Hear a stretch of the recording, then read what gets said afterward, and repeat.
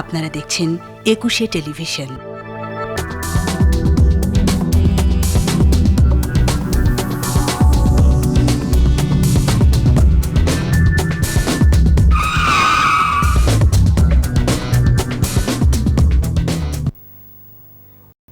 প্রিয় দর্শক, আমাদের নিয়মিত আয়োজন একুশের রাতে আপনাদের স্বাগত জানাচ্ছি। দর্শক, ত্যাগের মহিমা নিয়ে আসছে পবিত্র ঈদুল আজহা। যে মুহূর্তে আমরা করোনা মহামারীর সঙ্গে যুদ্ধ করছি এবং আরেকটি বন্যার মতো দুর্যোগ মোকাবেলা করছি, ঠিক সেই সময়ে আমরা ঈদ পালন করব। আসলে এই কোরবানির ঈদে কোরবানিটা কিভাবে দেওয়া যাবে, স্বাস্থ্যবিধি কী হওয়া উচিত, এইসব বিষয় নিয়ে আমরা আজকে আলোচনা করব। আজকের আলোচনায় আমাদের আজকের বিষয় নির্ধারণ করেছি করোনাকালে কোরবানির ঈদ। আজ আমাদের স্টুডিওতে অতিথি হিসেবে আছেন মাওলানা ফখরুল আশিকি, তিনি ইসলামিক ফাউন্ডেশনের মিডিয়া সেলের ইনচার্জ। আপনাকে স্বাগত জানাচ্ছি। জি, আপনাকে অসংখ্য ধন্যবাদ। আমাদের সঙ্গে যুক্ত হয়েছেন চলচ্চিত্র অভিনেতা, সংসদ সদস্য, মুক্তিযোদ্ধা আকবর হোসেন পাঠান ফারুক। আমাদের সঙ্গে আরও যুক্ত হয়েছেন ঢাকা মেডিকেল কলেজের মেডিসিন বিভাগের অধ্যাপক ডাক্তার মোহাম্মদ রুবেদ আমিন। আপনাদের দুজনকে স্বাগত জানাচ্ছি। আমরা আলোচনা শুরু করতে চাই মাওলানা ফখরুল আশিকি আপনাকে দিয়ে। আমাদের যে বিষয় সেটা হলো করোনাকালে কোরবানির ঈদ। আপনি জানেন যে হজ প্রায় হজের আনুষ্ঠানিকতা হয়েছে, যে আমরা দেখেছি যে সৌদি আরবে এবার হজের যে আনুষ্ঠানিকতা হলো সেটা স্বাস্থ্যবিধি, কঠোরভাবে স্বাস্থ্যবিধি মেনে সেটা হয়েছে। আমাদের কোরবানির ঈদ এসেছে, ঈদের জামাত হবে বায়তুল মোকাররমায় 6টি এবং সারা দেশে অসংখ্য জামাত হবে। জি, সেই জায়গাগুলোতে স্বাস্থ্যবিধি এবং পরবর্তীতে কোরবানির ক্ষেত্রে স্বাস্থ্যবিধির কি হবে? ধন্যবাদ আপনাকে। একটি চমৎকার বিষয় এবং প্রাসঙ্গিক এবং সময় উপযোগী। আমরা একটা প্যান্ডামিক সিচুয়েশন পার করছি বর্তমান সময়ে, এবং রব্বুল ইজ্জাত সামগ্রিক বিষয় নিয়ে কিন্তু ইসলামের অনেক চমৎকার কিছু গাইডলাইন কি রয়েছে। আমি শুরুতে যদি পবিত্র কোরআনের একখানা আয়াত দিয়ে শুরু করি, রব্বুল ইজ্জাত বলেছেন আতিমুল হাজ্জা ওয়াল উমরাতা লিল্লাহ, যে তোমরা হজ এবং উমরাকে পালন করো, পূর্ণ করো, সামর্থ্যবান যারা কি রয়েছে। এছাড়া অন্য একটি আয়াতে রব্বুল ইজ্জাতকে বলেছেন ওয়ালিল্লাহি আলান নাসি হিজ্জুল বাইতি মান ইসতাতা ইলাইহি সাবিলা। রব্বুল ইজ্জাতের জন্য, রব্বুল আলামিনের জন্য তোমরা যারা সামর্থ্যবান কি রয়েছো যাওয়ার সেই মক্কা মুকাররমায় মদিনা মুনাওয়ারাতে তোমরা হজ আদায় করো। আপনি চমৎকার একটা বিষয় উল্লেখ করেছেন, যেটা প্রমাণিত ইতিমধ্যে আমাদের হাজী সাহেবগণ আরাফার ময়দান কিন্তু ত্যাগ করেছে, আমরা যেটা জানি।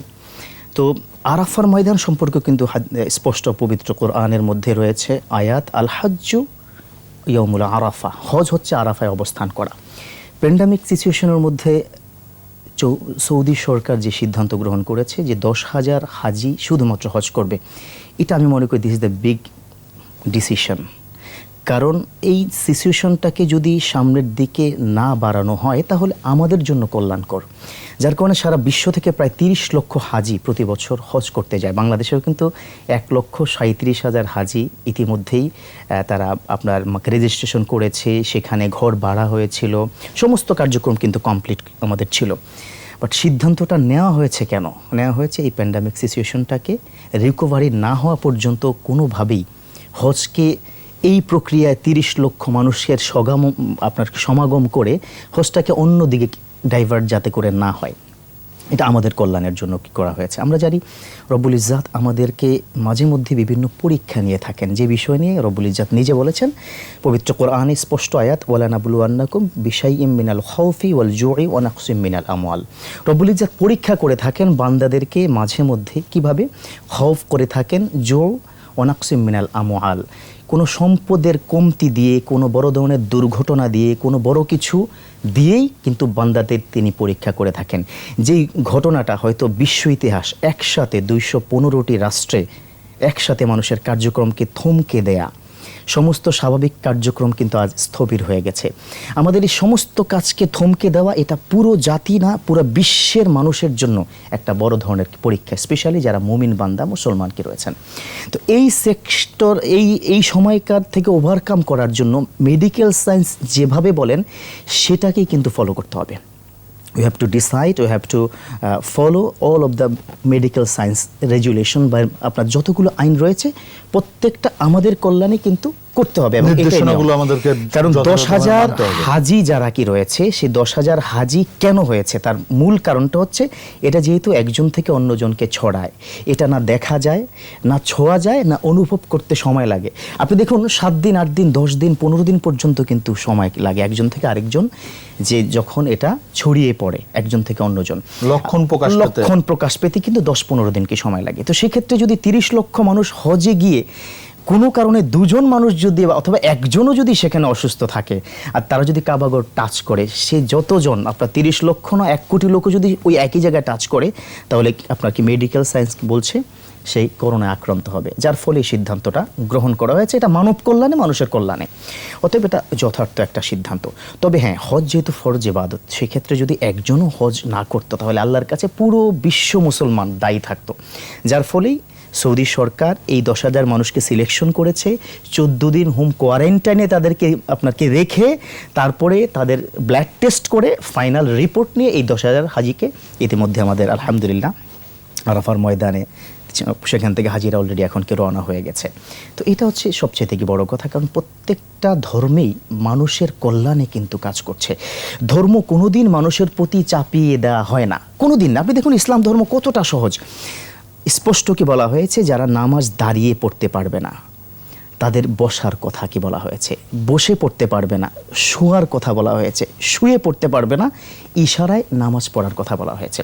এটা কিন্তু প্রত্যেকটা কি ধর্মে, বিশেষ করে ইসলাম ধর্মে, যেহেতু এটা সৌন্দর্য, ইসলামের বড় সৌন্দর্য হচ্ছে আসিরু লা তুআসসির, তোমরা ধর্মকে কঠিন করো না, তোমরা সহজ করে দাও।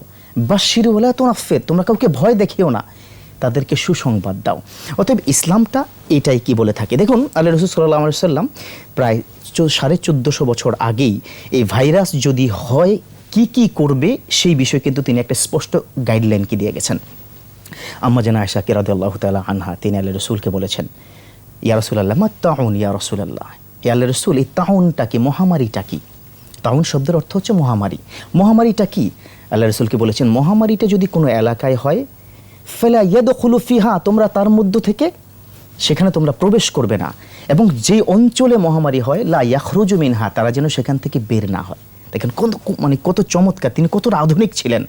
তিনি তখনই বুঝতে পেরেছেন যদি একজন থেকে অন্যজন এই রোগটা যদি ছড়িয়ে পড়ে, প্যান্ডামিক যদি হয়ে যায় কোনো কারণে, কমিউনিটি ট্রান্সমিশন যদি হয়ে যায়, তাহলে সারা বিশ্ব ছড়াতে খুব বেশি সময় লাগবে না। এই জন্য কি বলেছে, যে অঞ্চলে মহামারী ধরা পড়বে, দেখা দিবে, প্রমাণিত হবে, লা ইয়াদখুলু ফিহা, অন্য স্বাভাবিক জীবনযাত্রার মানুষ সেখানে প্রবেশ করবে না, আর যাদের হয়ে গেছে লা ইয়াখরুজু মিনহা, সেখান থেকে বের হবে না। আজকে যে আমরা বলি হোম কোয়ারেন্টাইন, আইসোলেশন যে বলি, এই শব্দগুলো হয়তো আমরা নতুন করে শুনছি, বাট এটার কিন্তু গাইডলাইনকে দিয়ে গেছেন আওয়ার হোলি প্রফেট সাল্লাল্লাহু আলাইহি ওয়াসাল্লাম। এই জন্যই বিশ্বনবী সাল্লাল্লাহু আলাইহি ওয়াসাল্লামকে সবাই আমরা মানি, তিনি সর্বকালের সর্বশ্রেষ্ঠ মহামানব। আল্লাহ রাসূল সাল্লাল্লাহু আলাইহি ওয়াসাল্লামকে আল্লাহ পাক এই জন্যই এতগুলো বিষয়কে দান করেছেন। বুইসতু মুআল্লিমান, তিনি বলেছেন আমি শিক্ষক হিসাবে আমি পৃথিবীতে এসেছি তোমাদেরকে শিক্ষা দেওয়ার জন্য, আমি ডক্টর হিসাবে তোমাদের সামনে এসেছি তোমাদের ট্রিটমেন্ট করার জন্য। অতএব ইসলাম সর্বাধুনিক, ইসলাম সহজ করে দেয়। এই জন্যই হজে 10,000 মানুষ যে সবাই মিলে যে হজ করেছে, তাতে বিশ্ব মুসলিমের কিন্তু হজটা আদায় হয়ে গেছে। সেই শিক্ষা থেকে, সেই শিক্ষা নিয়ে সৌদি আরবের হজ পালনের সেই শিক্ষা নিয়ে আমাদের কোরবানি ঈদের যে জামাত অনুষ্ঠিত হবে, সেই জায়গাটাতে আমরা তো দেখেছি যে ঈদুল ফিতর, পবিত্র ঈদুল ফিতরের জামাত আমরা শারীরিক দূরত্ব বিধি মেনে করেছি, কিন্তু আমরা গত কিছুদিন ধরে দেখছি যে আসলে কোথাও স্বাস্থ্য বিধি মানার কোনো মানে এটা অনেকটা ভুলে গেছে, বা এটাকে সেই জায়গা থেকে আসলে সংক্রমণ রোধে বা এখনকার যে সিচুয়েশন, তাতে ঈদের জামাতগুলো আসলে কেমন হওয়া উচিত, এবং ইসলামিক ফাউন্ডেশন থেকে নিশ্চয়ই সেই নির্দেশনা দেওয়া হয়েছে। নিঃসন্দেহে চমৎকার আপনি কি বলেছেন, সত্যি তাই। ইসলামিক ফাউন্ডেশন গত 5 মাস ধরে যে কার্যক্রমগুলো কি করেছে, আমি যদিও সেখানকার তাই বলে যে প্রশংসা করছি তা কিন্তু নয়, সেটা প্রশংসার দাবিদার। কারণ হচ্ছে ইসলামিক ফাউন্ডেশনের একমাত্র প্রতিষ্ঠান যারা যখন করোনার রোগী মারা যায় তাদেরকে কিন্তু সর্বোচ্চ মানে সৎকার করার জন্য, তাদের দাফন কাফন করার জন্য যত কার্যক্রম আছে, জীবনের ঝুঁকি নিয়ে কিন্তু আমাদের ফাউন্ডেশন কাজটা কি করে যাচ্ছে। এবং দেখুন আপনাদের মিডিয়া কেন্দ্রিক যতগুলো কার্যক্রম আছে, মানুষকে সচেতন করে তোলা, লিফলেট দেওয়া, প্রায় 3.5 লক্ষ মসজিদে আমাদের কিন্তু প্রতিনিয়ত লিফলেট যাচ্ছে যে 5টা কাজ আপনাকে করে আসতে হবে। নাম্বার 1, ঘর থেকে উজু করে আসতে হবে। নাম্বার 2, মাস্ক পরতে হবে। নাম্বার 3 হচ্ছে জায়নামাজ নিয়ে আসতে হবে। নাম্বার 4 হচ্ছে শারীরিক দূরত্ব বজায় রেখে আপনাদেরকে দাঁড়াতে হবে। অবশ্যই সুন্নতটি ঘর থেকে পড়ে আসতে হবে। এই যে 5টি নিয়ম, ইসলামিক ফাউন্ডেশন প্রত্যেক মসজিদের ইমাম খতিবদের কাছে দিয়ে গেছেন। আমি বিশ্বাস করি যে আমাদের দেশের ইমাম খতিবগণ শতভাগ সফল। আপনি দেখবেন যে কোনো মসজিদে যখন আপনি ঢুকবেন, অটোমেটিকলি যারা মুসল্লিকে রয়েছে তারা কিন্তু একজনের সাথে একজন গা লাগিয়ে এখন আর কি দাঁড়ায় না। কিছুটা হয়তো 3 ফিট দূরত্ব তারা কি রাখে না, তারপরেও কিন্তু একটা দূরত্ব তারা মেনটেন করে। হোয়ার অন আদার হ্যান্ড যদি আমরা চিন্তা করি, আমরা কিন্তু বাজারে তেমনটি কি দেখি না। একজনের কাঁধের উপর দিয়ে অন্যজন বলে ইলিশ মাছ কত বলুন, বাট আমরা কিন্তু এটা বুঝি। প্রত্যেকটা মানুষের কিন্তু একটা সেন্স আছে, you have to utilize everything. যদি আমরা ইউটিলাইজ করতে পারি, you have to follow the medical science. তাহলে কি হবে? মেডিকেল সায়েন্সটা কেন এসেছে? মানুষের কল্যাণে। বর্তমান সরকার যে ইনিশিয়েটিভগুলোকে নিয়েছে, আমি সাধুবাদকে জানাচ্ছি মাননীয় সরকারকে। প্রত্যেকটা থানা মানে কেন্দ্রিক তারা বিভিন্ন ধরনের কার্যক্রম করছে। বিশেষ করে স্পেশাল থ্যাঙ্কস আমাদের যারা চিকিৎসক, আপনারা যারা জীবনের ঝুঁকি নিয়ে আপনার চিকিৎসাকে দিয়ে যাচ্ছে, তাদেরকেও কিন্তু ধন্যবাদকে জানাতে হয়। এই পুরো গাইডলাইন্সটা কিন্তু মাননীয় সরকারকে দিয়ে যাচ্ছেন কাদের কল্যাণে? আমাদের কল্যাণে। তো শুধুমাত্র মসজিদকে কেন্দ্র করে অনেক কাজ করব, বাট বাইরে কোনো কাজ করব না, সেটা কিন্তু ঠিক নয়। দেখুন, আপনি যেমনটি বলছিলেন যে ঈদুল ফিতরে আমরা এই গাইডলাইন্সগুলোকে মেনে নিয়েছি। আমাদের সবচেয়ে থেকে বড় জামাত হয় শোলাকিয়া, সেটা হয়নি। আমাদের এখানে আপনার আমাদের যে হাইকোর্টের সামনে যেটা হয় সেটা কিন্তু হয়নি, জাতীয় ঈদগাহ সেটাও কিন্তু হয়নি। তাহলে আমরা এগুলো কেন করছি? মানব কল্যাণে করছি। অতএব এই মুহূর্তে যারা কি দেখছেন আমাদেরকে, আমি বিনীত অনুরোধ জানাবো, দেখুন আপনার প্রয়োজনে সরকার কি কাজ করে যাচ্ছে, আপনার প্রয়োজনে ইসলামিক এতগুলোকে নির্দেশনা কি দেওয়া হচ্ছে। কারণ you are the decision maker, you are the pillar of your family. So আপনি আপনার পরিবারের প্রত্যেকটা মানুষের রেসপন্সিবল পারসন। আপনি বাইরে গিয়ে এই ধরনের সংক্রমণ যদি ঘরে কিনে আসেন, পুরো পরিবার কিন্তু সংক্রমিত হয়ে যাবে। সো এই বিষয়টা কিন্তু আমাদেরকে লক্ষ্য রাখতে হবে। আর অবশ্যই আপনার কাছে আসবো আবার, আমাদের অন্য 2 জন আলোচক আছেন, তাদেরকে সুযোগ দিতে চাই। আমি যেতে চাই আকবর হোসেন পাঠান ফারুক আপনার কাছে, যে আমরা প্রতিবারই ঈদ আসলে বিনোদনের নানা দিক উন্মোচন হয় মানুষের জন্য। সেটা হচ্ছে যে নতুন সিনেমা আসে, নাটক তৈরি হয়, শিল্পী কলাকুশলীরা খুব ব্যস্ত সময় কাটান, এবং দর্শকদের জন্যই মূলত। এবার তো পরিস্থিতি ভিন্ন, নতুন সিনেমা হয়নি, সিনেমা হলগুলো বন্ধ, তারপরে মানুষজন বাইরে বিনোদন কেন্দ্রে যায়, সেই জায়গাটিতেও আমরা বন্ধ পাবো।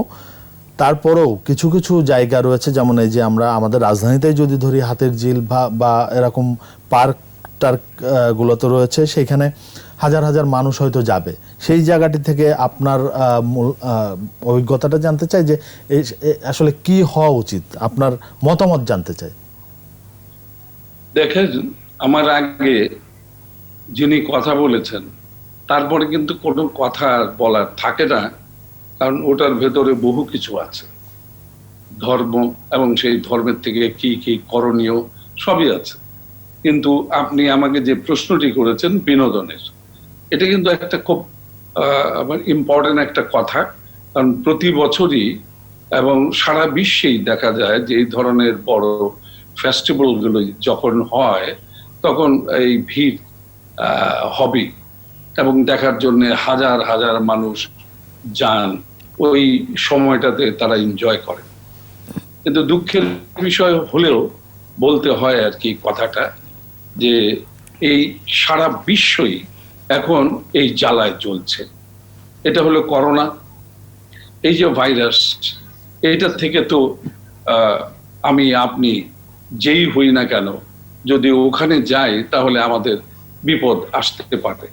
যেটা আমার ধর্মের কথা দিয়ে যেটা বোঝালেন, যে আসলে অপূর্বভাবে আমাদের রাসূল করিম সাল্লাল্লাহু আলাইহি সাল্লাম সব বলে গেছেন, এটা আমাদের আর বলার জায়গা থাকে না। তবে আমি বলবো বিনোদনের ব্যাপারটাতে একদম বিগিনিং থেকেই আমরা যেটা দেখে আসছি, যে এখানে গ্যাদারিংটা এমন গ্যাদারিং হয়, এখানে আপনি কোনোভাবেই ছবি ঘরে যেতে পারবেন না, আপনি নাটক দেখতে যাবেন পারবেন না, ওই যে আপনার 3.5 ফিট আপনাকে ছেড়ে যেতে হবে, দেখবেন এটা হবে না, কখনোই পারে না। যখন সিনেমা হলে বসবেন, হলটা যখন অন্ধকার হবে, তখনই সব কিন্তু আটি হয়ে বসে। দেখবেন ডিস্টেন্স যতই মেনটেন করুক, যদি ছবি দেখতে বসে, আস্তে আস্তে দেখবেন সে ক্লোজ হয়ে যাচ্ছে নিজের অজান্তে। এবং এটা ইম্পসিবল ব্যাপার, কোনোভাবেই এই চলচ্চিত্র বলেন, নাটক বলেন, আমরা দেখাতে পারবো না। এটা আমাদের বিরাট, আমাদের ফিল্মের উপরে একটা, এবং এই নাট্যকার যারা, তাদের উপরে একটা বিরাট আঘাত এসছে। কারণ আমাদের ফিল্ম ইন্ডাস্ট্রি অত বড় না, আমাদের নাটকের যে জায়গাটি সেটাও অত বড় না। এখানে আমরা শিল্পী কলা কুশলী যারা আছি তারা অনেকেই আপনি দেখবেন এটার উপরেই নির্ভরশীল। এই কাজ দিয়েই একটা ডাক্তার কি করে, তার ডাক্তারি না থাকলে আমার ভাই সাহেব কিভাবে চলবেন? মেডিসিন নিয়ে কথা না বললে কিভাবে চলবেন? হুজুর যে এত কথা বললেন, এত কিছুর মধ্যেও কিন্তু মানুষের জীবনের ভেতরে আরেকটা জীবন থাকে, সেটা হলো নিট। সেই নিটটা কিন্তু আমরা পাচ্ছি না। আমার সরকার যথেষ্ট চেষ্টা করছেন, কিন্তু কত দেবেন? তারপরেও দিচ্ছেন এবং দিতে থাকবেন ইনশাল্লাহ, আমি মনে করি। এই যে পার্কের কথা বললেন, যে ঠিক আছে সিনেমা দেখতে গেলাম না, পার্কে যাওয়া বা কোথাও যদি ভালো কিছু থাকে, লাইটিং এই সেই নানান ধরনের জিনিস, একটু ঘুরে বেড়াবার সেই জায়গাও কিন্তু রিস্ক আছে। আমি বলবো যে এই সমস্ত জায়গাতেও আপনার ওই ডিস্টেন্স যেটা আছে এটাকে মেনটেন করা উচিত। এটা সারাক্ষণ আমাদের প্রতিটি মানুষ, প্রতিটি ডাক্তার, মানে যাদের এই অভিজ্ঞতা আছে তারা বারবার বলে যাচ্ছেন, বারবার কিন্তু আমাদের টক শোতে বলা হচ্ছে যে এই জিনিসগুলো আপনারা মানবেন। বড় দুঃখ লাগে আমার প্রিয় দেশবাসী, তারা, আমার মনে হয় যে আমরা একটু ইমোশনাল, আমরা ভুলে যাই। আমরা যখন বাইরে যাই, ওই যে ইলিশ মাছের কথা বললেন, একটু বড় দেখলে ভাই একটু সরেন তো, হাত দিয়ে তার গায়ে কিন্তু হাত দিয়ে দিলাম, ওই লোকটা কিন্তু করোনা থাকতে পারে, ভাই একটু সরেন তো, এই ইলিশটা কত বললেন। এই যে এই আমাদের যে ইচ্ছা যে আমি কিনবো, কিন্তু এটার সাথে আরেকটা যে জিনিসটি আমি জানি না, অদৃশ্য জিনিস, সেটা হলো করোনা। সেটাকে ঘরে নিয়ে এলাম, ইলিশ মাছটা এনে যখন বললাম এই দেখো কি ইলিশ এনেছি, সাথে কিন্তু আরেকটা ভদ্রলোককে নিয়ে আসছি যে নাকি আমার পুরো পরিবারকে ধ্বংস করে দেবে। এইটা ভাবতে হবে, প্রতিটি মানুষকে বুঝতে হবে। এবং এটা আমি মনে করি যে আমরা যদি টায়ার্ড হয়ে যাই, যে আর কত বলবো, তাহলে কিন্তু ভুল করব। আমাদের যারা যেই সচেতন হবেন না, তার জন্য একটা বিপদ, এটা মহা বিপদ। সুতরাং এটার জন্য আমরা যারা এক দুটো কথা বলি, আমরা তো ভাই সাধারণ মানুষ, এগুলো বলে লাভ নেই। বড় বড় কথা অনেকে বলতে পারে, আমি মনে করি যে আমাদের মতো, আমার মতো লোকজন অনেক সহজ এবং সরল এবং সাধারণ। আমাদের বারবার এই কথাগুলো বলতে হবে যে সাবধানে চলুন, এবং ভিড় দেখলে যাবেন না, আরেকজনের গায়ে যাবেন না, 3 ফিট 3.5 ফিট দূরত্ব বজায় রাখবেন, আমরা বারবার বলতে চাই। দেখেন, তারপরেও আমাদের ঈদ করতে হয়, যে দুঃখে, এত দুঃখ তারপরেও, এত কষ্ট তারপরেও, এত বিপদ তারপরেও আমরা ঈদ করব, কারণ এটা আমাদের একটা ধর্মীয় এমন একটি অনুষ্ঠান, এটাকে আমরা ছুঁড়ে ফেলে দিতে পারি না, কোনোভাবেই পারি না। এটা আল্লাহ পাকের দরবার থেকে এসছে, আল্লাহ পাকের সেই ইয়ে থেকে এসছে, তার নির্দেশনা থেকে এসছে, এটা আমাদের করতেই হবে। কিন্তু সাথে সাথে এটাও, এই নির্দেশনাও কিন্তু আমাদের আছে যে যখনই তোমরা বিপদ দেখবে, সেই বিপদকে এড়িয়ে যাও, সেই বিপদকে সমীহ করো। ইট মিনস বিপদ যখন আসছে, সমীহ করা মানে আমি একটু সরে যাব, যান ভাই আপনি, যেটা আমাদের কিতাবে আছে, যেটা আমাদের একটু আগে ভাই সাহেব বললেন অনেক সুন্দর করে, ওনাকে ধন্যবাদ দিই যে আমার ধর্মের যে কথাগুলো এত সুন্দর করে বলেছেন। আমি কিন্তু ওই আমার ফ্যামিলিটা একটু ডিফারেন্ট, ওনারা সবাই, আমি সিনেমার ফারুক হতে পারি, আমার সাথেও একটা আছে যে আমি হাজি, আমার ফ্যামিলির সবাই কিন্তু হজ করেছে, আমার ফ্যামিলিটাই হলো পীর বংশের। কিন্তু আমার ইতিহাস দেখলে মনে হয় না যে চলচ্চিত্রের কথা, তো আপনি জিজ্ঞেস করলেন যে চলচ্চিত্র এবং বিনোদনের কি হবে। যেমন এই এত কিছুর পরেও আমাদের ঈদ করতে হবে, এবং দুঃখের মধ্যেও কিন্তু সুখ আছে। এই যে দুঃখের মধ্যে সুখ আমরা খুঁজে বেড়াই, তারপরেও আমি বলবো ওই যে সুখ আমরা খুঁজছি, সেটা যেন সাবধানে খুঁজি, অনেক সাবধানে পা বাড়াতে হবে। কোরবানি করব, হাজার হাজার লোক চলে আসতে পারে, একটু ডিফারেন্ট স্টাইলে যদি এগুলো বন্টন করা হয়, যে আপনারা কেউ আসবেন না, ঘরে ঘরে পৌঁছে দেওয়া হবে, তা না হলে এবার কোরবানিটা অন্যভাবে হোক। এই যে জিনিসটা, তারপরে দেখেন মরার উপরে কারাগার, আপনার দেশ এবং দেশের সরকার এবং আমরা যারা আছি সাধারণ মানুষ, তাদের অবস্থা দেখেন। এমনি করোনা, তার উপরে চলে আসছে মহাবিপদ। এই যে মহাবিপদ, যে চারদিকে যেদিকে তাকাবেন শুধু পানি, সব ডুবে গেছে। 88 বন্যার চেয়েও আমার মনে হয় ভয়াবহতা বেড়ে যাচ্ছে। আল্লাহ পাক যদি এটা থেকে আমাদের রেহাই করেন, আল্লাহর কাছে, আল্লাহর দরবারে 2 হাত তুলে দোয়া চাই যে পৃথিবীর প্রতিটি মানুষকে যেন আল্লাহ পাক ক্ষমা করে দেয়, আমরা যেন সুন্দর জীবনটা আবার ফিরে পাই। শুধু আল্লাহর কাছে এই কথাই বলবো বারবার। জি, আমরা একটু অধ্যাপক ডাক্তার মোহাম্মদ রোবেদ আমিনের কাছে যেতে চাই। ডাক্তার রোবেদ আমিন, আপনার কাছে আসবো যে আপনি নিশ্চয়ই আলোচনা শুনছিলেন। করোনাকালে আমাদেরকে আসলে আরেকটি ঈদ পালন করতে হচ্ছে, ঈদ উদযাপন করতে হবে। ঈদ তো উদযাপন করতেই হবে। সেই জায়গাটিতে আমরা ঈদের জামাতে শারীরিক দূরত্ব মেনে চলা, এই জিনিসগুলো তো খুব কঠোরভাবেই মানা উচিত। সেই সঙ্গে আমরা দেখেছি যে ঈদের জামাতের পরে কোলাকুলি, হাত মেলানো, এটা আসলে আমাদের কালচারের মধ্যেই পড়ে। সংক্রমণের এই অবস্থায় আসলে মানুষের এই সময়কার জীবন আচরণ কি হওয়া উচিত?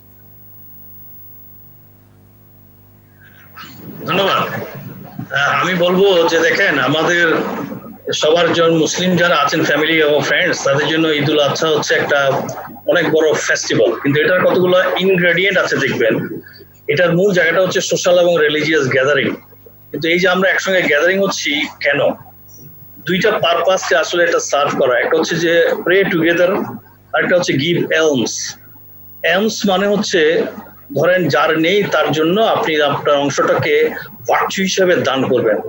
তাহলে দেখেন কত মহান একটা জিনিস আসলে ইসলামকে বলে গেছে। এবং দ্যাটস দ্য রিজন ওয়াই যে কোনো মুসলমানদের জন্য আমি বলবো এটা খুব ইম্পর্টেন্ট একটা বৈশিষ্ট্য যে আপনি এটা পালন করতে চান।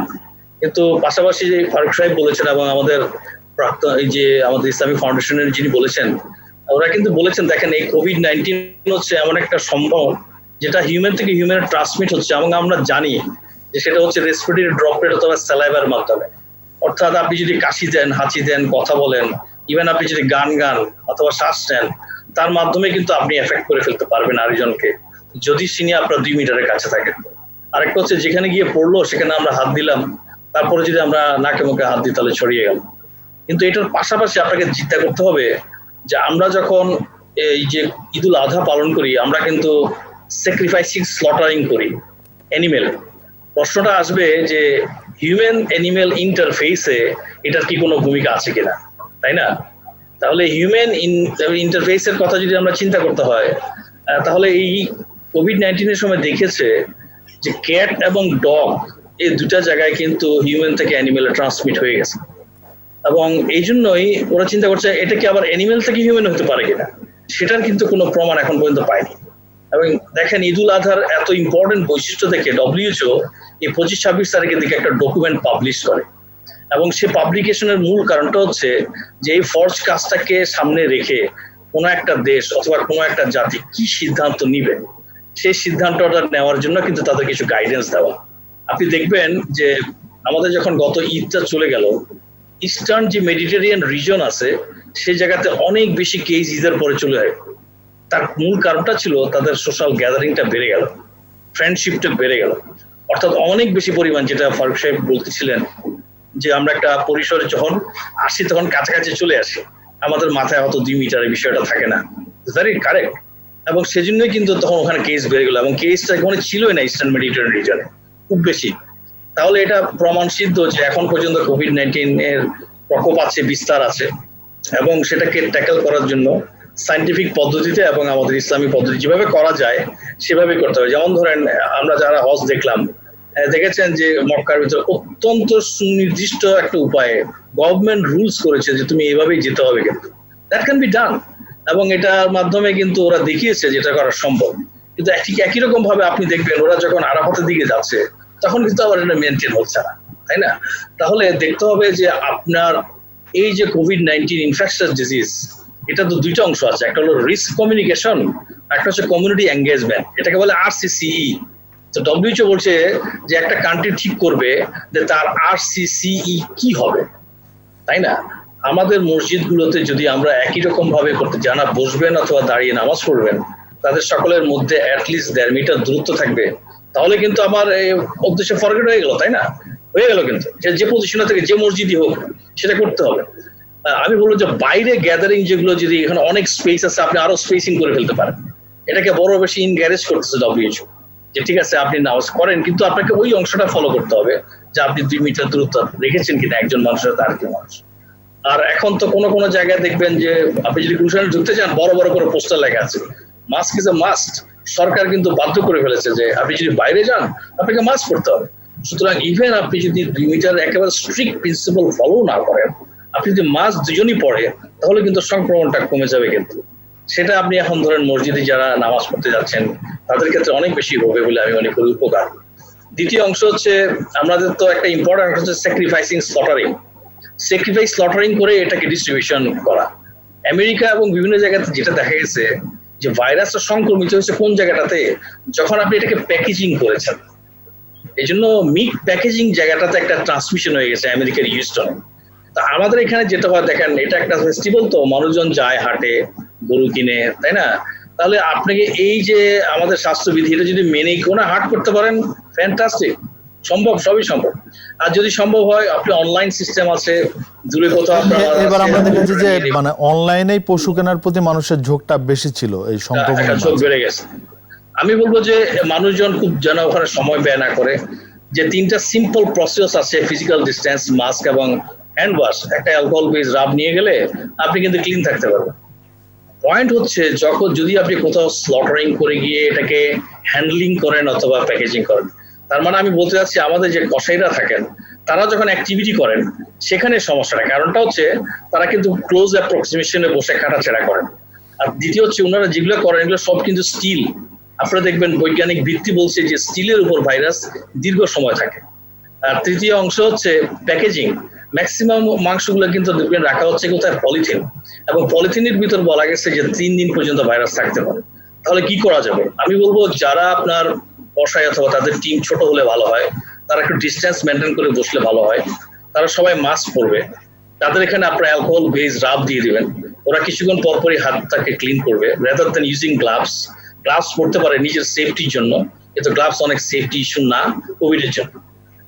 আরেকটা হচ্ছে যে বটি, যে আপনার ধারালো অস্ত্রগুলো আছে, এগুলাকে আপনি যখন ইউজ করে ফেলবেন তারপরে এটাকে সাবান পানি ধুয়ে ডিসইনফেক্টেন্ট করে ফেলতে হবে, এবং সেটার জন্য আমাদের প্রচুর ওয়াইপ আছে। জি, আমরা কোরবানির এই বিষয়টা নিয়ে আমাদের পরবর্তী অংশে আমরা আলোচনা করব। আমাদের একটা ছোট্ট বিরতি নিতে হবে, বিরতির পরে এসে কোরবানির বিষয়গুলো নিয়ে আমরা আলোচনা করতে পারবো। দর্শক, 21 রাতে নিচ্ছি ছোট্ট একটা বিরতি, সাথেই থাকুন।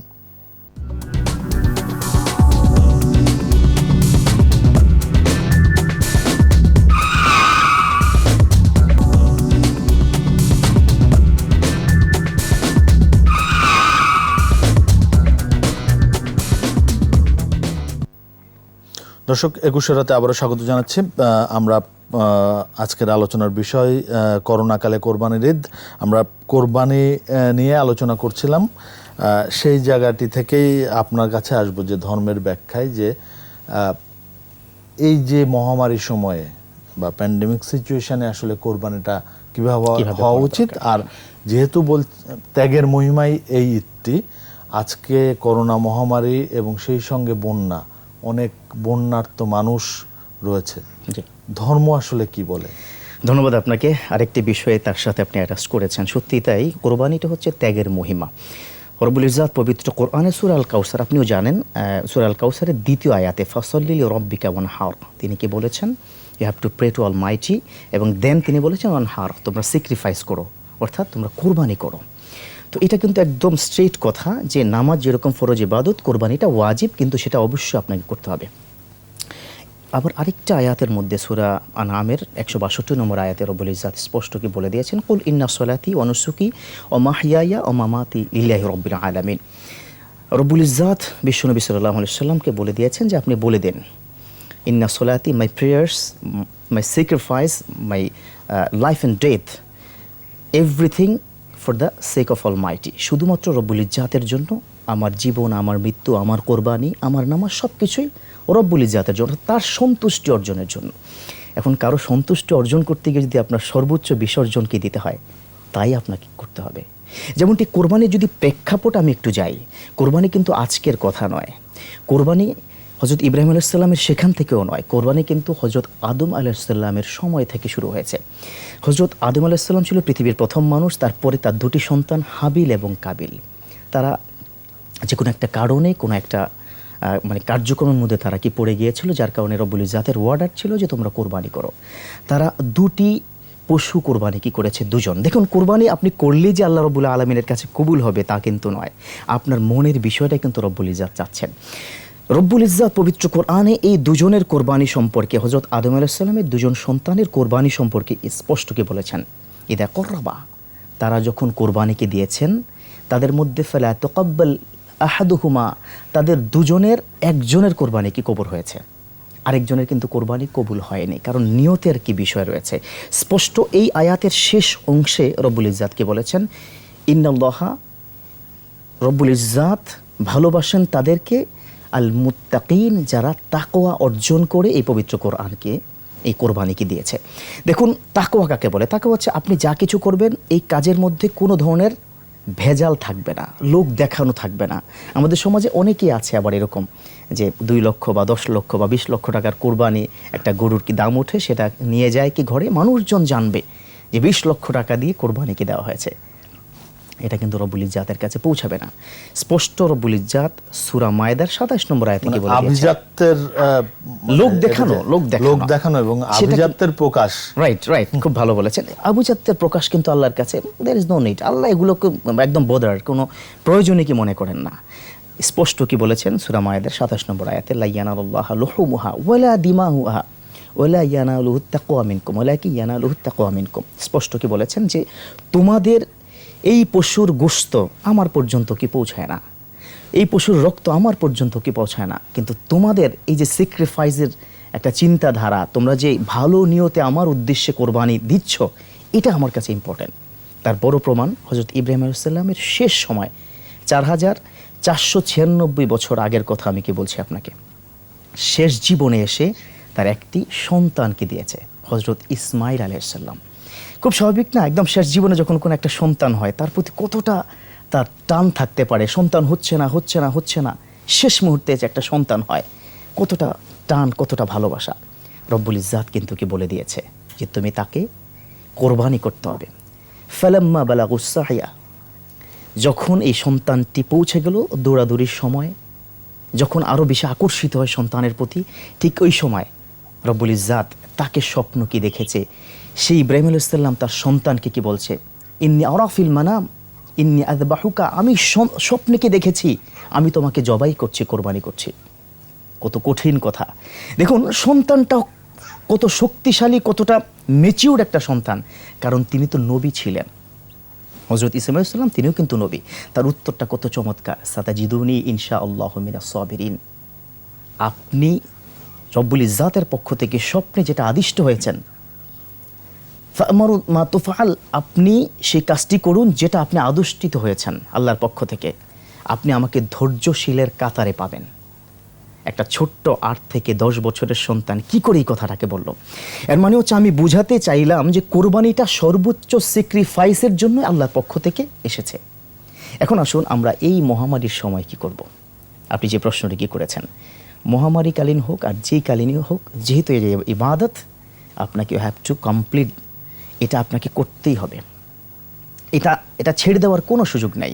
আপনি যেমনটি কি বলেছেন, প্রায় 28টি জেলা বন্যার পানিতে ডুবে গেছে, সেখানেও কি করতে হবে? বন্যার পানি তো আর জেলার প্রতিটি অঞ্চলে নাই, কিছু কিছু অঞ্চল উঁচু জায়গা আছে, সবাই মিলে আলোচনা করে সেখানে হলেও আপনাকে কোরবানি কি দিতে হবে। হ্যাঁ, কোরবানি তো হবে, কোরবানি দিতে হবে। বন্যার তো অনেক মানুষ, তারা অনেক গরিব মানুষ না খাওয়া অবস্থায় রয়েছে, যাদের কি না খাওয়া অবস্থায়, না আমি বলছি সেই জায়গাটিতে যারা অবস্থা সম্পন্ন তারা তো কোরবানি দিবেনই।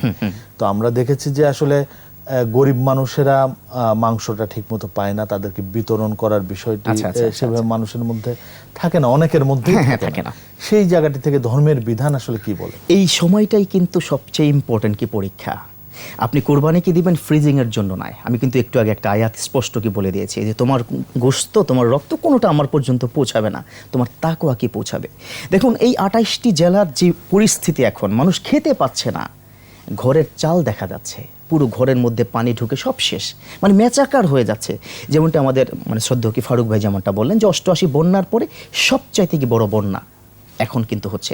সো এই সময় গরিবের তো আরও নিডি অবস্থায় রয়েছে। আপনারা যারা সামর্থ্যবান, যারা কোরবানি দিবেন, আপনাদের উচিত কিছু অংশ রেখে পুরোটাই কি বিলিয়ে দেওয়া। এটাই তো আপনার কি পরীক্ষা। আর এই জন্যই কিন্তু কোরবানি এসেছে, এটা তো স্যাক্রিফাইস। আমরা কেন স্যাক্রিফাইস করব? আমরা বারবার কেন বলছি কোরবান শব্দের অর্থ কি? আত্মত্যাগ করা, ত্যাগ করে দেওয়া, বিসর্জন দেওয়া। তো আপনি 1 লক্ষ টাকা দিয়ে কি গরু কিনে আপনি ফ্রিজিং করবেন? এটা কি আপনার কি বিসর্জন? না, এটা বিসর্জন না। ওই গরিবদের কাছে আপনার এই গোশত পৌঁছে দিতে হবে, যারা খেতে পারছে না, রাস্তায় ঘুমাচ্ছে। আমি নিউজ দেখছি আর খুব কান্না পাচ্ছে। হাজার হাজার মানুষ নয়, লক্ষ লক্ষ মানুষ রাস্তায় কিন্তু ঘুমাচ্ছে। আজকে আমি এই সিচুয়েশন থাকতে পারতাম। ইন্নাল্লাহা ইয়ারযুকু মান ইয়াশা বিগাইরি হিসাব ওয়া তুইজ্জু মান তাশা ওয়া তুযিল্লু মান তাশা। আপনি অর্থের কি লোভ দেখাচ্ছেন? আপনাকে আল্লাহ আকাশ থেকে জমিনের মধ্যে ফেলে দিতে পারেন। 1000 কোটি টাকার সম্পত্তিকে ফকির পরিস্থিতিতে তিনি করতে পারেন। ফায়াকুন, শুধু তার একটা ইশারা কি দরকার। দেখুন এই এই মানে করোনাকালীন সময় অনেক কোটি কোটি টাকার মানুষও কিন্তু ফকির হয়ে গেছে। আবার এই সময় কেউ কেউ অনেক উপরে মানে উঠে গেছে। এটাই হচ্ছে আমাদেরকে পরীক্ষা। এখনও যদি না বুঝি, যেমন একটু আগে আমাদের অধ্যাপক মহোদয়, ডক্টর মহোদয়, তিনি কি যেমনটি বলছিলেন কমিউনিটি ট্রান্সমিশন, যেহেতু তিনি কি ডক্টর, সো উনি তো কনসেন্সাসটা আরও কি ভালো দিতে পারবেন, তার অ্যাডভাইসটা আমাদের কল্যাণে তিনি কিন্তু দিয়ে যাচ্ছেন। এই কমিউনিটি ট্রান্সমিশন যেন কোনোভাবে না হয়। আমরা সবাই কিন্তু বুঝি, একটা 10 বছরের ছেলেও কি বুঝে যে মুখে মাস্ক পরলে সে ভালো থাকতে পারবে। হাতের মধ্যে আপনার যে লিকুইডটা আমরা ইউজ করে থাকি, হেক্সিসল বা অন্য অন্য যেগুলো আছে, সেটাকে পড়লে তার জন্য ভালো হবে। তাহলে কেন আমরা কি ভুলে যাই? কেন আমরা ওই বাজারে গিয়ে একজনের সাথে আরেকজন কি গা মিশিয়ে এই কাজগুলো করি? এর মানে হচ্ছে আমরা আসলে বাঙালি যারা কি রয়েছে অতি আবেগময়। যখনই একটা হুজুগ আসে, প্রথম দিকে খুব বেশি পরিমাণ মানে একদম কনসার্ন, খুব সচেতন, কিন্তু একটা সময় কিন্তু আমরা ভুলে যাই। এই জন্য কি ফারুক ভাইয়ের একটা কথা আমার খুব কি ভালো লেগেছে, আমরা বারবার বলবো, অধৈর্য হব না। চমৎকার কি, আমি খুব শ্রদ্ধা মানে ওনার প্রতি আমার খুব শ্রদ্ধা করতে ইচ্ছা করছে এই বাক্যটার জন্য, যে বারবার বলবো। আর যারা মানে অনুসরণ করবেন তারাও যেন বারবার অনুসরণ করে। তো কোরবানি হচ্ছে স্যাক্রিফাইস, এটাকে কোনো কিছু দিয়ে আপনি ঢেকে রাখতে পারবেন না, বিকজ এটা একটা ইবাদত। সেক্ষেত্রে আরেকটি কথা আপনি কি বললেন, বর্তমান সরকার কিন্তু অনলাইনে অনেক আগানো, ডিজিটাল মানে যুগের বিষয়ে অনেক কথা বলছেন। তো ডিজিটাল যুগের একটা বিশেষ অংশ কিন্তু অনলাইনে অর্ডার করে আপনি কি গরু কিনতে পারেন। গরুর হাটে গিয়ে আপনাকে গরু কিনতে হবে নো নিড, আপনার কোনো প্রয়োজন নাই। আপনার যেটা প্রাইসে যেটা কম হবে, আপনার এখন জিতার জন্য যদি কি গরু কিনতে যান, না না সেটা নয়, আপনার কোনো কিছু আল্লাহ পর্যন্ত পৌঁছাবে না। চিন্তা করবেন না কি 10,000 টাকা ছাড় পাবো আমরা একটু কোরবানির কি গরুতে হাটে গিয়ে। তো আপনি হাটে গিয়ে যদি সংক্রমণই করেন, তাহলে তো এই স্যাক্রিফাইস আল্লাহর কাছে কোনো প্রয়োজন নাই। সো আপনি অনলাইনে অর্ডার করুন, ছোট সাইজও কোনো সমস্যা নেই। সো আপনি যাতে করে আপনার মাধ্যমে অন্য কেউ ক্ষতিগ্রস্ত না হয়, যদি সেই দিকটা আসলে নাগরিক হিসেবে আমাদেরকে দেখতে হবে। আমরা একটু যেতে চাই, এখন যেতে চাই অধ্যাপক ডাক্তার মোহাম্মদ রোবেদ আমিন আপনার কাছে, যে আসলে কোরবানির কথা আপনি বলছিলেন আপনার আলোচনায় শেষ দিকে এসে, যে আসলে কিভাবে প্যাকেজিং করা উচিত সেই আলোচনাটি শুনেছি আমরা।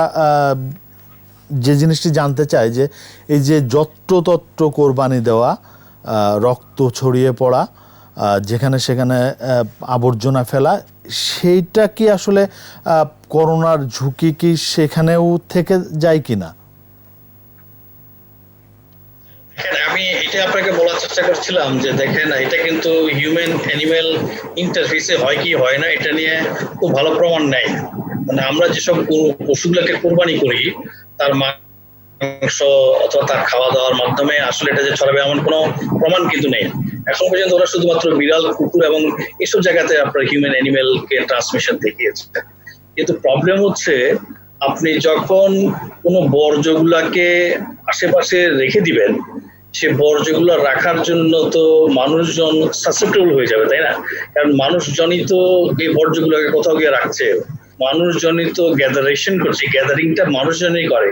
সুতরাং আপনি যদি এটা ঠিক মতো ব্যবস্থা না করেন, বর্জ্য ব্যবস্থাপনা, তাহলে যখন ঈদটা শেষ হয়ে যাবে অথবা ঈদের যখন প্রসেসটা চলতে থাকবে, মানুষ যখনই এর আশেপাশ দিয়ে যাবে, সবাই তো আর হাতে তখন ব্যবস্থা থাকবে না, সবার তো আর তখন ওই ব্যবস্থাগুলো থাকে না যে আমি কতক্ষণ সময় পর্যন্ত শ্বাস নেবো কি নেবো না। সুতরাং আপনার রিস্ক থাকবে। এই জন্য দেখবেন যে আমরা যদি প্রিভেনশনের করার কথা বলি COVID-19, এটার 4টা প্রিন্সিপাল আছে। প্রথম প্রিন্সিপালটা সাইন্টিফিক্যালি বলছে ফিজিক্যাল ডিস্টেন্স, তার মানে আপনি হাঁচি দেন কাশি দেন যাই করেন 2 মিটারের মধ্যে গিয়ে তো এটা পড়েই যাবে ভাইরাস, সুতরাং আপনি সেফ থাকবেন। দ্বিতীয়টা হচ্ছে আপনি জানেন যে হাতের মাধ্যমে এটা হচ্ছে আপনি হ্যান্ড ওয়াশ করবেন, বারে বারে করবেন, যাতে আপনার কখনোই নাক মুখ আপনি হাতটা আঙুলটা দিতে না হয় এবং ভাইরাস ট্রান্সমিট না হয়, সেটা আপনার জন্য অন্যের জন্য হোক। তৃতীয় অংশটা হচ্ছে আপনি একটা রেসপিরেটরি এটিকেট মেনটেন করবেন, যখনই কাশি হাসি দিবেন এমন একটা জায়গায় দিবেন যাতে আপনার চারিদিকে না ছড়ায়, সেটা আপনার এলবোতে হোক কোন একটা টিস্যুতে হোক। এবং তৃতীয় যে পোর্শনটা হচ্ছে, চতুর্থ পোর্শনটা, এটাকে বলা হচ্ছে এনভায়রনমেন্টাল ক্লিনিং। তাহলে এই সারফেস গুলোতে তো মানুষজন চলাফেরা করছে, তার হাঁচি কাশি বলেন অথবা তার হাত দিয়ে বলেন যে ইনস্ট্রুমেন্ট, আপনি একটা পলিথিন ফেলে আসছেন, একটা মাংসের ফেলে আসছেন, রক্ত অনেক কিছু, তাই না? তাহলে উনি তো ফেলেই আসেন নিজের হাত ধুয়ে, তাই না? তাহলে সেই কন্ট্যাক্টের প্রিকশন গুলো তো থেকেই যাবে। এই জন্য এই 4টা মানে প্রিন্সিপাল আপনাকে ফলো করতেই হবে যদি আপনি এটাকে ঠিক মতো কন্টেইনমেন্ট চান। এই জন্য শুধু পশু কোরবানি, তার প্যাকেজিং, তার ডিস্ট্রিবিউশন, এইসব জায়গাতে একটু কেয়ারফুল থাকলে হবে না, বর্জ্য ব্যবস্থাপনার জন্য অত্যন্ত বেশি কেয়ারফুল থাকতে হবে বলে আমি মনে করি। যে জায়গাটিতে কোরবানি দেওয়া হবে বা জবাই করা হবে বা মাংস কাটা হবে, সেই জায়গাটা তো আসলে মানে সারাদিনে আসলে দেখি রক্ত পানি দিলেও যায় না, শুধু কি পানি দিয়ে বা ব্লিচিং পাউডার দিলেই কি সমস্যাটির আসলে সমাধান হবে কিনা? আমি বলবো যে দেখেন, এখন পর্যন্ত প্রমাণ সিদ্ধ আছে ভাইরাস খুব ভালনারেবল সাবানের জন্য, একদম প্রয়োজনীয়। কারণ বলা হচ্ছে দেখেন, আপনি সাবান পানি দিয়ে বেশি করে হাত ধুবেন, যত ময়লাই থাকুক না কেন, তার কারণে এটা খুব ভালনারেবল, যে কোনো ধরনের সাবান হোক, লিকুইড সোপ হোক তাতেও। এবং দ্বিতীয়ত হচ্ছে অ্যালকোহল বেস রাব, এটার জন্য খুবই ভালনারেবল, 70% মতো বেশি হতে হবে অ্যালকোহল। তৃতীয় হচ্ছে হেক্সিডিন বেস কিছু রাব আছে, ক্লোরোহেক্সিডিন বলে আর কি। তো এই ক্লোরোহেক্সিডিন যেগুলো, এগুলো কিন্তু ব্লিচ মানে আপনি এখন ফ্লোর থেকে শুরু করে আদার থিংস এগুলোকে একেবারে কমপ্লিটলি ডিসইনফেকশন করতে পারেন। তাহলে আমি বলবো যে যে অংশটা আপনি বলেছেন, যখন জবাই হচ্ছে অথবা আপনার প্যাকেজিং হচ্ছে, কাটাছেঁড়া হচ্ছে, এই জায়গাগুলোতে প্রথম অংশ হচ্ছে পানি দিয়ে ধুয়ে ফেলা, বেটার হচ্ছে গিয়ে সাবান পানি দিয়ে তাকে ক্লিন করা তারপরে। এবং তৃতীয় অংশ হচ্ছে গিয়ে এই ক্লোরোহেক্সিডিন বিচ ডিসইনফেকশন, সেটা ওয়াইপ হোক অথবা আপনি একেবারে সাবান পানি যেভাবে দিয়ে টাওয়াল দিয়ে পরিষ্কার করে সেভাবে যদি করেন, তাহলে এই জায়গাটা অনেক অনেক একেবারে ভাইরাস মুক্ত হয়ে থাকতে পারে। এবং সেটা সব জায়গায় করতে হবে, সেটা আপনি একটা পাকা বিল্ডিং হোক অথবা বাইরে ওপেন জায়গা হোক, যেখানে জায়গায় হোক, সেখানে কিন্তু প্র্যাকটিসটা করতে হবে। জি, আমরা যেতে চাই মুক্তিযোদ্ধা আকবর হোসেন পাঠান ফারুকের কাছে। ফারুক ভাই, নিশ্চয়ই আলোচনা আপনি শুনছিলেন, আমরা বন্যার একটি দুর্যোগের মধ্যে আছি, সেই আলোচনাটি আপনিও তুলেছেন। আমরা বলছিলাম যে বন্যার্তরা ভীষণ কষ্টে রয়েছে, তাদের খাওয়ার কষ্ট রয়েছে। এই সময়টাতে, কোরবানির এই সময়টাতে আসলে পুষ্টির একটা বড় চাহিদা আসে কোরবানির মাংস থেকে।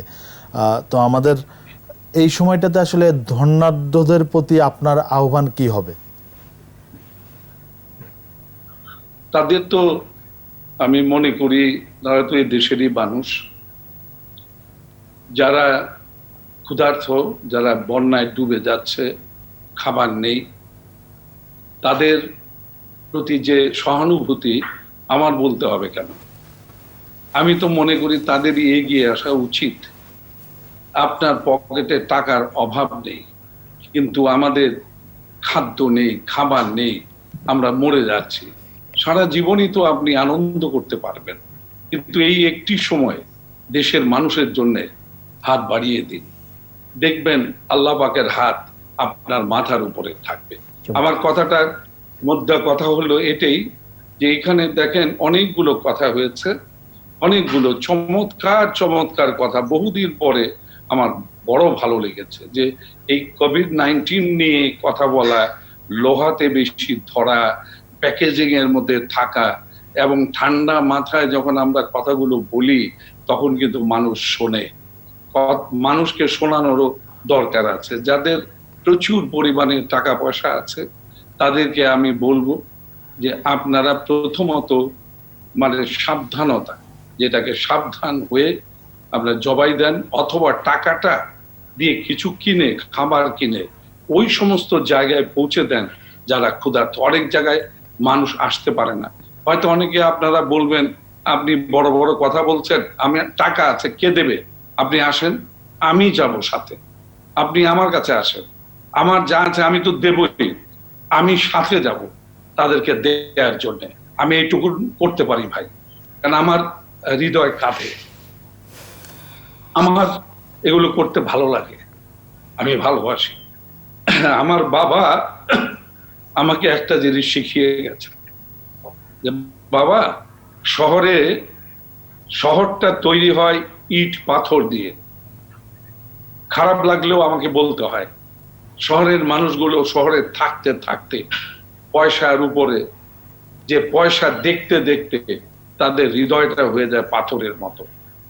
খাবারের অভাব থাকলেও তারা চোখে কম দেখে, সেটাকে ভিক্ষে বলে। এটা খুব তিনি হেট করতেন এই শব্দটাকে, যে দেশে কোরবানি দিবা, এক টুকরো মাংস আনবা না, কোনো কিছু মানবা না, তোমার ধর্মে যেটা বলে 3 ভাগ এটাও মানবা না, সব মেনেই তুমি অন্তর থেকে বলবা হে আল্লাহ পাক, আমি এটা সবাইকে বিলিয়ে দিয়ে দিলাম। যারা ক্ষুধার্ত, যাদের ঘরে এই আধা কেজি 1 কেজি মাংস নেই, সারা বছর খেতে পারে না, তাদেরকে খাওয়ান। আর আজকে সারা বছরের সাথে আজকে এসে অ্যাড হয়ে গেছে দুটো জিনিস, দুটো অভাব। একটা কোভিড-19, এর মধ্যে বহু লোক আছে মিডল ক্লাসের যাদের পেটে ভাত নেই ভাই, লজ্জায় বলতে পারে না। প্রবলেম একটা হয় এই দিনে, আমি যারা নাকি একটা অন্যরকম কথা বলতে চাই, টেলিফোনিক ফ্রড, যারা টেলিফোনে ফ্রড করেন তাদের কাছে আমার জোরহাত করে বলবো আপনারা এই কাজটি করবেন না। অনেকে দিতে চাইলেও দিতে পারেন না, তারা ভাবেন যে এই লোকটা বোধহয় মিথ্যে বলছে। আসলে দেখেন ও পাশে যে কথা বলছেন সে ক্ষুধার্ত একটি মানুষ, পারলেও সে দিচ্ছে না। তাদেরকে বলবো যে দয়া করে আল্লাহর ওয়াস্তে আপনারা এই কাজটি বন্ধ করে দেন। এক, যাদের টাকা পয়সার অভাব নেই তাদের কাছে আমার রিকোয়েস্ট থাকবে, যেটাই হোক, মাংস হোক, যেটাই হোক, আপনি যখন বন্যার ভেতরে ঢুকে যাবেন তখন কিন্তু পাক করতে পারবেন না, যে কোনো জিনিস দেন তারা যেন ওই মুহূর্তে খেতে পারে। পানি দেন, তার সাথে কিছু ট্যাবলেট দেন, যে এই জিনিসগুলো, যে পেট খারাপ অথবা নানান ধরনের যে ট্যাবলেট গুলো হয়, হালকা জ্বর, এগুলো করেন।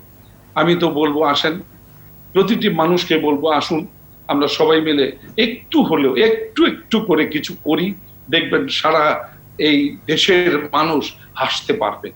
এই দেশের মানুষের মুখে একটু হাসি ফোটানো, এটা আমাদের দায়িত্ব বলে আমি মনে করি। জি, যেতে চাই ডাক্তার মোহাম্মদ রোবেদ আমিনের কাছে। ডাক্তার মোহাম্মদ রোবেদ আমিন, আমরা শুনছিলাম যে বন্যার্ত মানুষের জন্য ফারুক ভাই বেশ আবেগপ্রবণ হয়ে গেছে। আমরা শুনছিলাম যে বন্যার্ত মানুষের জন্য কিছু ট্যাবলেটের প্রয়োজন। ঠিক এই জায়গাটি ধরে যে বন্যার্ত মানুষেরা আসলে এই মুহূর্তে বেশ কিছু রোগের সঙ্গেও তাদের ফাইট করতে হচ্ছে, পানিবাহিত নানা রোগ। সেই জায়গাটিতে আপনার পরামর্শ আসলে কি হওয়া উচিত তাদের জন্য? ফারুক সাহেব অত্যন্ত সুন্দর করে বলেছেন কথাগুলো। আমি যেটা বলবো, দেখেন আমাদের দেশে বন্যা তো নতুন না, প্রায় প্রতি বছরই এটা করে, কিন্তু আমাদের বন্যার জন্য পার্মানেন্ট ব্যবস্থাগুলো আমরা কি কি করলাম সেটা কিন্তু একটা ইস্যু, যে দীর্ঘমেয়াদী ব্যবস্থা আমরা করেছি কিনা। আমরা সবসময় স্বল্প মেয়াদী কিছু বৈশিষ্ট্য নিয়ে থাকি, যে মানুষগুলো দরকার তাদের ফুডস, তাদের ফ্যাক্টস। আপনি ফুডস এবং ফ্যাক্টস যদি এই বন্যার মধ্যে আমরা প্রপারলি ব্যবস্থা করতে না পারি, আমাদের মানুষ অত্যন্ত অসহায় অবস্থার মধ্যে চলে যাবে। ফুডস এর অংশটা তো এখন ধরেন আপনি মাংস তাকে পাঠিয়ে দিলে হচ্ছে না, তার তো কোনো জায়গায় নেই, তাই না?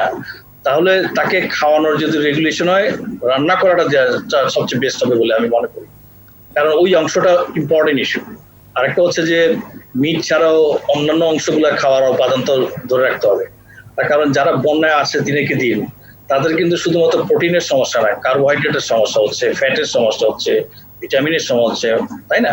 তাহলে এই রিপ্লেসমেন্ট গুলো এমন ভাবে প্ল্যান করতে হবে যাতে তাদের কোনো নিউট্রিশনের ট্রাবল না হয়। আর দ্বিতীয় হচ্ছে, যখনই বন্যা হচ্ছে তখন পানিবাহিত রোগের সংখ্যা অনেক বেড়ে যাবে। বিশেষ করে আমি বলবো যে ডায়রিয়া, গ্যাস্ট্রোএন্টারাইটিস, পয়জনিং, ইভেন যখন পানিবাহিত রোগগুলো হয়, আমাদের কিছু দুর্ভাগ্যজনকভাবে সর্প দংশন দেখবেন, কামড়ের সংখ্যা অনেক বেড়ে যায়। তাহলে এই ব্যবস্থাগুলোকে সঠিকভাবে করার জন্য আমি বলবো এটাকে বলে কন্টিনেন্সি প্ল্যান। আপনি যদি একটা কন্টিনজেন্সি প্ল্যান আমাদের গভর্নমেন্ট থেকে নেয় এবং সেটার জন্য যদি সহযোগিতা চায়, এনজিও বলেন, প্রাইভেট বলেন, সবাই যদি এগিয়ে আসে, তাহলে আপনি এটা সমাধান করতে পারবেন। তার কারণ আপনি শুধু একটা সোর্স থেকে গিয়ে এই সমাধানটা আনতে পারবেন না। এই জন্য সবাইকে মিলেই কাজ করতে হবে। কিন্তু গ্লোবালাইজেশনের যুগে সাকসেসফুল যত ইন্টারভেনশন হয়, তাদের একটা শব্দ দিয়ে এটাকে বলা হয় সলিডারিটি। তাহলে আমরা যদি সলিডারিটিতে আনতে পারি এবং আমাদের যদি এই স্যাক্রিফাইসিং, স্লটারিং এর হৃদয় নিয়ে আমরা যদি কাজ করতে পারি, তাহলে এই বন্যাকে আমরা উত্তরণ করতে পারবো। এইসব মানুষের পাশে যদি আমরা দাঁড়াতে না পারি, তাহলে আমাদের মনুষ্যত্ব শব্দটা নিয়ে কিন্তু টানাটা চলে যাবে। এই জন্য মেডিসিন বলেন, মেডিকেশন বলেন, এগুলো তো থাকবেই। পাশাপাশি একটা মানুষের নিউট্রিশনের জন্য, তার সহযোগিতার জন্য, তার বাসস্থানের জন্য এবং সমস্ত কিছুকে প্ল্যান করেই কিন্তু আসলে আপনি ট্যাকেল করবেন বন্যাটা। That is called the contingency plan. আমি চাই আমরা যেন সবাই এই কন্টিজেন্সি প্ল্যানের একটা পার্ট হতে পারি। এটাই আমাদের সবার উদ্দেশ্য হওয়া উচিত। জি, আমরা একদম শেষ দিকে চলে এসেছি। আমাদের সঙ্গে যুক্ত হওয়ার জন্য আকবর হোসেন পাঠান ফারুক, ডাক্তার মোহাম্মদ রুবেদ আমিন, আপনাদের দুজনকে অসংখ্য ধন্যবাদ জানাচ্ছি।